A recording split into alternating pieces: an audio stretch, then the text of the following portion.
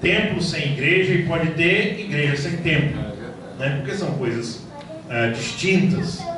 Mas quando se constrói uma igreja e ela é identificada num templo, aí a coisa é bonita, né? Não só institucionalizada, porque às vezes a instituição ela tende a tirar um pouco a importância do que verdadeiramente é a igreja. E eu quero pensar com os irmãos essa tarde, fundamentado em Efésios, capítulo 2, do versículo 19 até o versículo 22, onde o apóstolo Paulo, escrevendo à igreja de Éfeso, diz assim: assim, já não sois estrangeiros e peregrinos,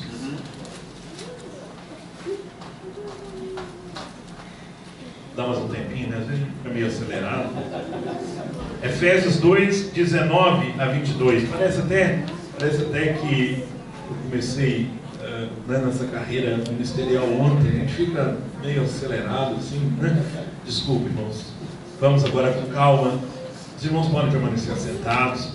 Efésios capítulo 2, versículo 19 até o versículo 22. Diz assim: assim, já não sois estrangeiros e peregrinos, mas concidadãos dos santos, e sois família de Deus, edificados sobre o fundamento dos apóstolos e profetas, sendo Ele mesmo, Cristo Jesus, a pedra angular, no qual todo edifício, bem ajustado, cresce para santuário dedicado ao Senhor, no qual também vós juntamente estáis sendo edificados para a habitação de Deus no Espírito. Amém. Amém. O que é a igreja, né? Às vezes a gente passa na frente de um templo bonito e diz assim: que igreja bonita, né? E há muitos templos que deixaram de ser igreja. Infelizmente, a história tem mostrado isso. Há templos suntuosos, lindos, até cobertos de ouro, que deixaram de ser igreja. Por outro lado, há muitas igrejas que se reúnem sem templo. Por quê? Porque em muitos lugares as pessoas não podem nem ter templo, mas são igreja. Há muitos países, há muitos lugares em que as pessoas não podem reunir-se no templo, mas são igreja. Relatos, né, de missionários dizem que a igreja que mais cresce no mundo hoje é na China. E lá não pode, né, ter templo, senão dentro das especificações do governo. Mas não só lá, né? Em alguns lugares as pessoas não conseguem construir um templo, mas elas constroem uma igreja do Senhor. Então, irmãs e irmãos, vamos pensar um pouco do templo, que é importante. Por isso nós estamos aqui para lançar a pedra fundamental, porque o templo é importante, né? Da comodidade, da identidade, da tranquilidade, né? Porque as pessoas, alguém te pergunta assim: onde é a sua igreja? Ah, minha igreja está em um lugar assim. Então você vai lá. Se o templo é alugado, o local é alugado, pode ser que quando daqui a 2, 3 anos aquela pessoa vá visitar a igreja, ela chega lá e não é mais a igreja. A igreja não reúne mais ali. Então, o templo é importante. E o lançamento da pedra fundamental, ele é um marco, né? Ele simboliza, dizendo: aqui nós vamos edificar um templo. O templo será edificado aqui, desde o seu fundamento é consagrado ao Senhor, é dedicado ao Senhor, é para uso da igreja do Senhor, para honrar e glorificar o Senhor e aprender do Senhor. Isso é importante. Mas o que é a igreja? A igreja é um lugar da unidade cristã. O apóstolo diz assim: já Assim já não sois estrangeiros e peregrinos, mas concidadãos dos santos, e sois da família de Deus. É um lugar de unidade cristã. É bem verdade, e o exemplo que Paulo usa aqui é de família, que na família às vezes há alguma divergência, né? Há alguma dificuldade. Ou é só na minha família que tem, né? Na família tem, mas quando o objetivo da família é o mesmo, quando o alvo da família é o mesmo, as dificuldades vão ficando para trás e elas vão se tornando aprendizado do que devemos e do que não devemos fazer mais. A unidade cristã não quer dizer que nós pensemos todos da mesma forma, exatamente igual. Não! Nós pensamos diferente em muitas coisas. Mas o que nos une e o que nos faz pertencentes um ao outro é o amor de Deus em Jesus. E isso tem que ser mais importante do que qualquer outra coisa, do que qualquer outra diferença. Porque se isso não for mais importante, nós não conseguiremos amar o nosso irmão. Há um tempo atrás eu tinha uma ovelha que torcia para um time diferente do meu. E toda vez que o time dele ganhava, do meu, raramente isso acontecia, né? Ele ficava mandando umas mensagens para mim e tal. E eu mandava para ele, quando sempre o meu ganhava dele, mandava também uma brincadeira. E um dia ele postou numa rede social, uma vez, uma coisa não direcionada a mim, mas uma coisa muito agressiva.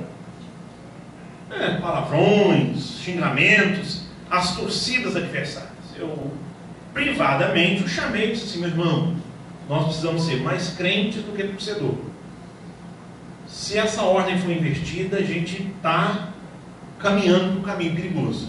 Eu disse: estou te pedindo, como pastor, irmão e amigo, não faça mais isso. Não coloque mais essas coisas. Ele me pediu desculpa. E eu disse: tem que pedir desculpa às pessoas todas que viram a sua rede social. Não só eu. Não faz isso. Em amor cristão, eu disse assim: porque se você fizer isso novamente, para eu não ter que tomar uma atitude mais grave, eu vou ser obrigado a sair. Isso é na época do Orkut ainda, né? Chamar um negócio de excluir, não sei o que. Eu falei: vou sair fora, não vou mais ser seu amigo, não. Nessa rede social, porque eu estou achando que isso não está edificando. Ele passou uns dias e foi lá e colocou uma mesma coisa. Eu já tinha avisado, eu bloqueei. Nem lembro o nome que dava aquilo. Já tem um tempo, né? Eu sou da época do cabelo estava né? Então, eu falei e ele disse, depois ele veio me procurar. Pastor, me perdoa. Eu esqueci. Eu disse: você não tem que esquecer do que eu falei com você. Você está esquecendo de quem você é. Porque antes de ser botafoguense e eu ser flamenguista, nós somos cristãos. Eu disse para ele: antes de você ser botafoguense e eu ser flamenguista, nós somos irmãos. Nós somos da mesma família. Se um time de futebol fizer você odiar as pessoas, abandone o time de futebol. Eu disse para ele: se um partido político te fizer odiar as pessoas, abandone o partido político. Porque nós somos, eu disse para ele: meu irmão, nós somos cristãos. Nós somos de Cristo. Esta é a nossa identidade. E isso é unidade cristã. É eu olhar para o meu irmão, eu amar o meu irmão, mesmo com todas as diferenças que ele tem. Mesmo com toda a diferença. As pessoas dizem assim: como que você consegue presidir reunião de concílio? Isso é muito complicado. Eu digo: não é complicado. Nós somos complicados. não é só no concílio. O concílio é uma concentração maior de complicações, porque é uma concentração maior de gente. Né? Às vezes a gente perde a paciência. E uma coisa que eu aprendi, eu já pedi perdão a pessoas em público diversas vezes. Porque se eu ofendi alguém em público e eu não tive vergonha de ofender em público, por que eu vou ter vergonha de pedir perdão em público? Porque, para mim, a unidade do corpo vale mais do que a minha satisfação pessoal. Então, nós somos chamados para ser família de Cristo, unidade do Senhor. E é isso que nós somos. É isso que nos identifica. É isso que nos caracteriza. Nós somos a família do Deus vivo. Em Jesus. E é por isso que nós temos prazer em construir um templo para nos reunir. E a gente come, a gente brinca, a gente ri. E aí, agora que a gente vamos embora para casa, daqui a pouco está na hora do culto e nós não fomos para casa nem para tomar um banho e voltar. Mas é bom, né? Isso é bom. E a gente acaba comendo porque isso, né, é necessário até certo ponto, é bom até certo ponto, e isso faz com que a gente se sinta incluído, né? Pertencente, fazendo parte daquela, né, daquele grupo, daquela comunidade. Então isso é igreja. O apóstolo disse que através da morte e da ressurreição de Jesus, nós somos feitos uma família. É o preço que o próprio Deus pagou por cada um de nós. A vida de Jesus. Daqui a 2 semanas nós vamos celebrar, 2, 3 semanas nós vamos celebrar a Páscoa. Onde nós celebraremos a ressurreição de Jesus. Mas para que houvesse ressurreição, teve crucificação, teve túmulo, teve luto, e ao 3º dia a ressurreição. É em Jesus que nós somos uma família. Amém. Nós não podemos perder isso de vista, por mais que a família cresça. E o objetivo da família é crescer. O objetivo da família é ter um tempo maior, é ter acomodações melhores, para que a família do Senhor, que congrega aqui, cresça. Se nós reunirmos um grupo em torno de uma filosofia, será um grupo, mas não será uma igreja. Se nós reunirmos com outra finalidade, será um grupo, mas não será a igreja. A igreja, ela é o lugar onde Deus abençoa o seu povo. Por isso nós somos a igreja do Senhor. E nós somos abençoados no convívio um com o outro. Nós passamos um tempo agora, né, nos últimos 3 anos, de discussões. Tem culto online, não tem culto online. Gente, naquele momento, ou nós fazíamos dessa forma, ou nós ficávamos sem, né, um contato, pelo menos visual. Nós fizemos reunião de oração por aplicativos, até gravar a oração e mandar para a pessoa que estava na UTI.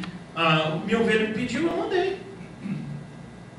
Era o que nós tínhamos, e nós tínhamos que cuidar uns dos outros, ainda que fosse um do lado do telefone e o outro do outro. Ainda bem facilita, né?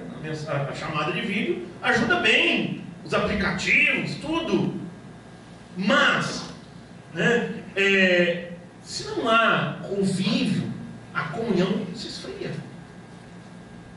Se não há contato, se não há troca presencial, a tendência é a comunhão esfriar, se distanciar. Nós nos tornamos espectadores, que assistimos, mas nós deixamos de ser adoradores, que participamos, que integramos. E os meus irmãos e as minhas ovelhas me pediam e eu mandava.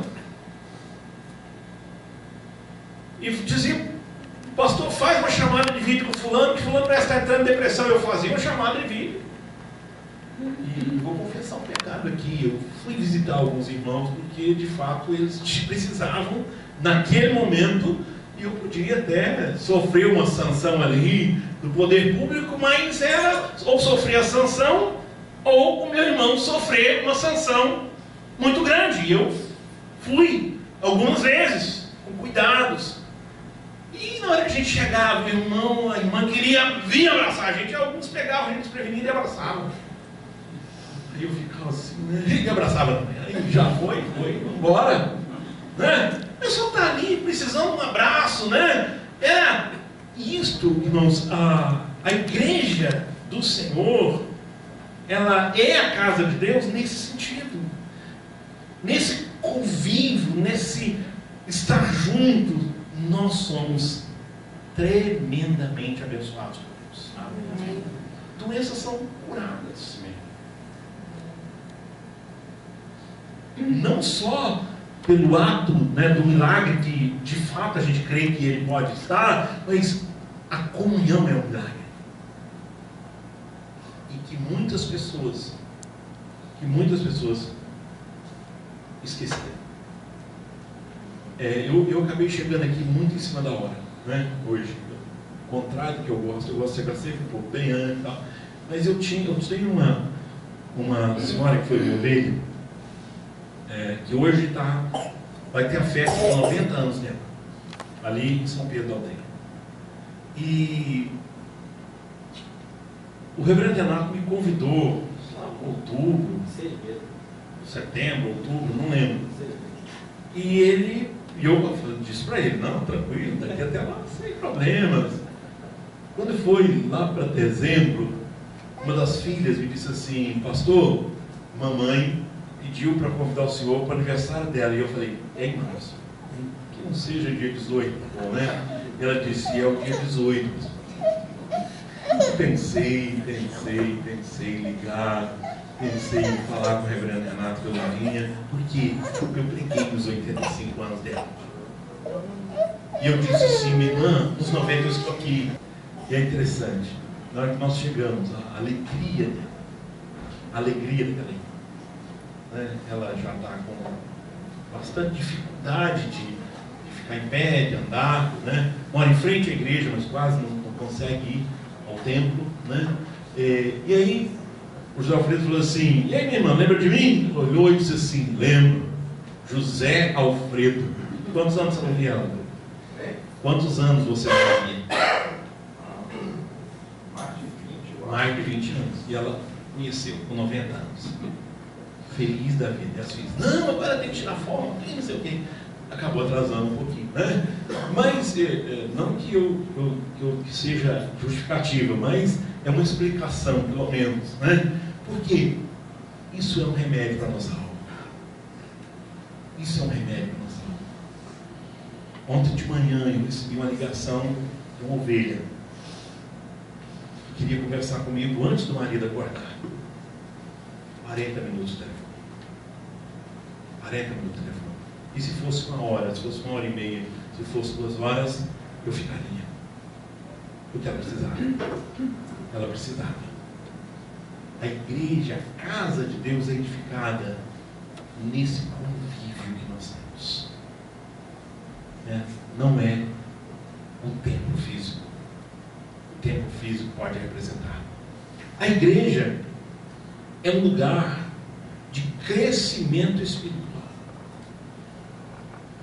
É um lugar de crescimento espiritual e social também, mas essencialmente espiritual.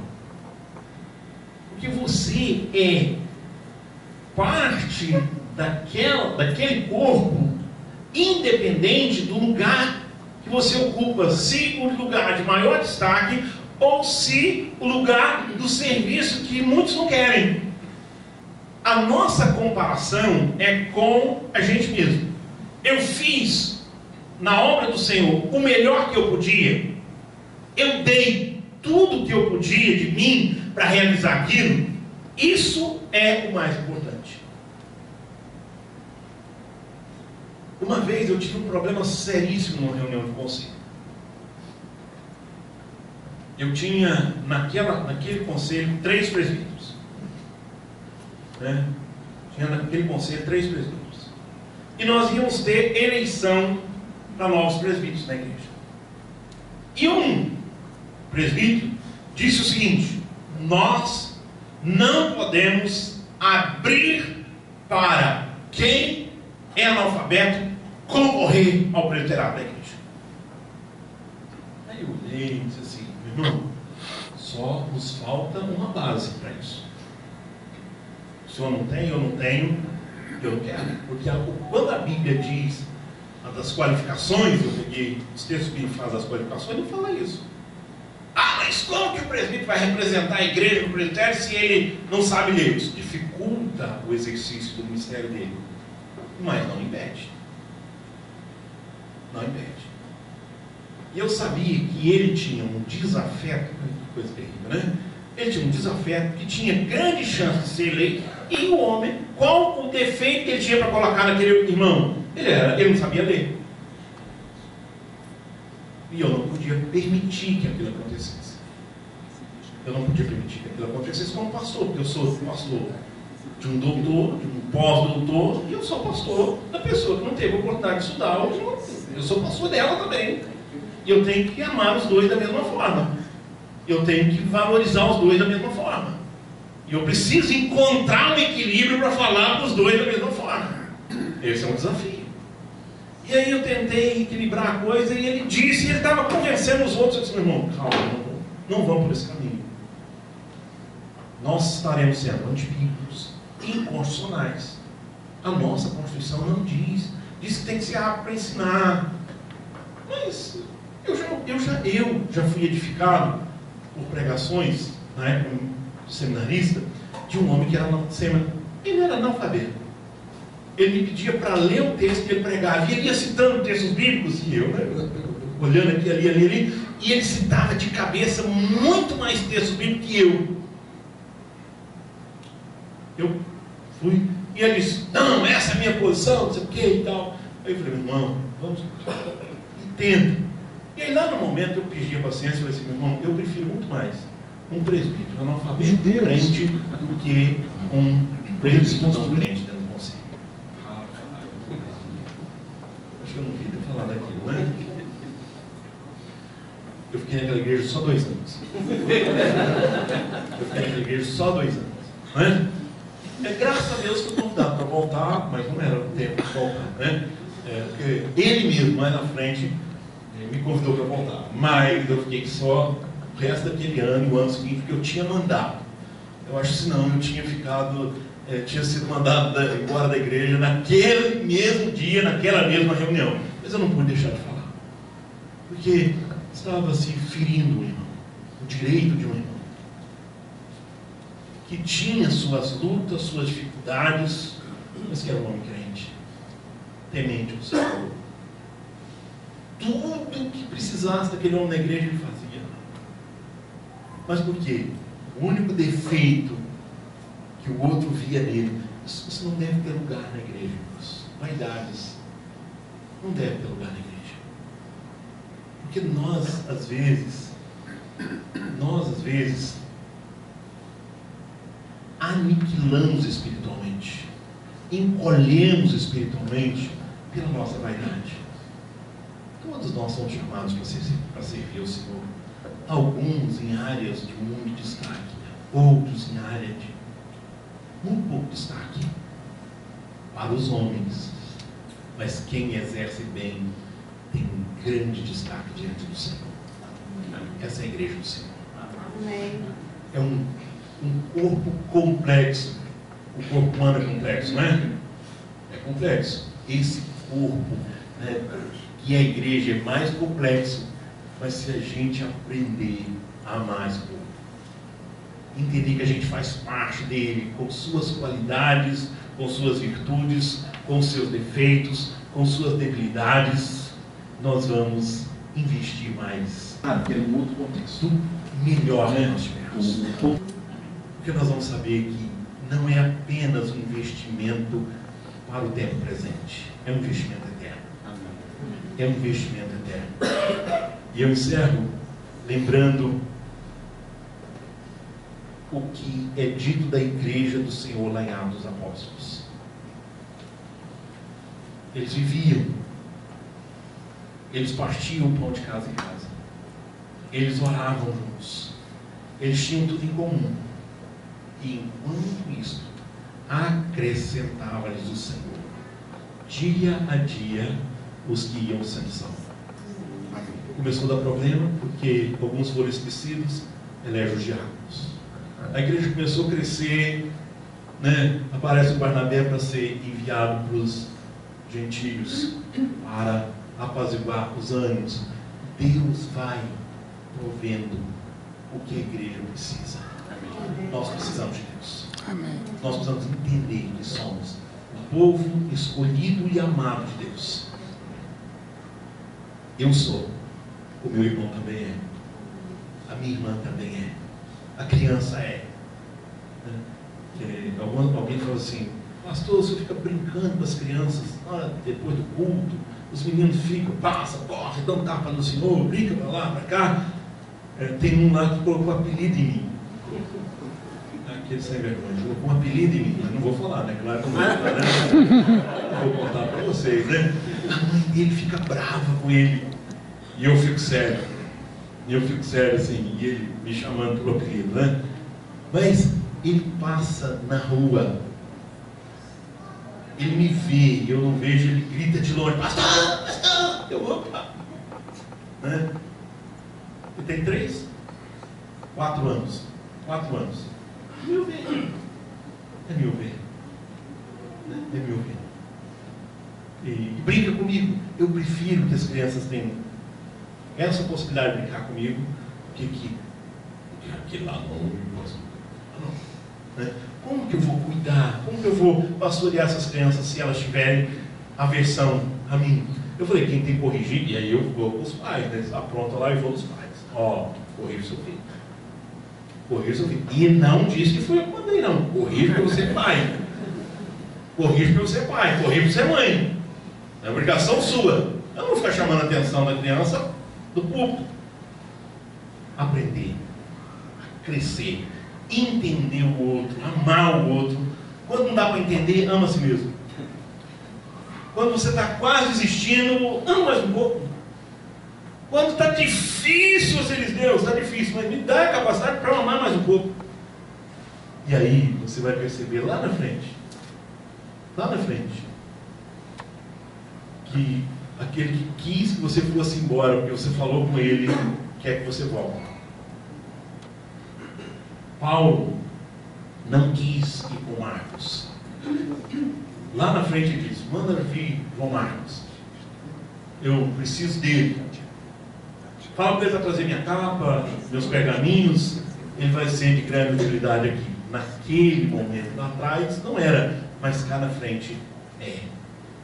Isso é crescer espiritualmente, isso é entender essa dinâmica complexa da igreja, da qual nós somos uma peça difícil de lidar.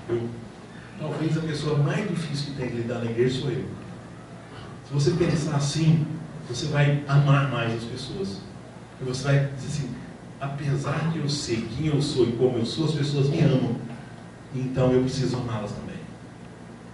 Que Deus nos abençoe. Amém. Que Deus continue cuidando da igreja do Senhor aqui nessa localidade. Cresçam sempre em tudo. Mas lembre, nós somos igreja do Senhor. Amém. Nós somos edificados em Cristo. Amém. Edificados para Cristo, para a glória do Deus Pai.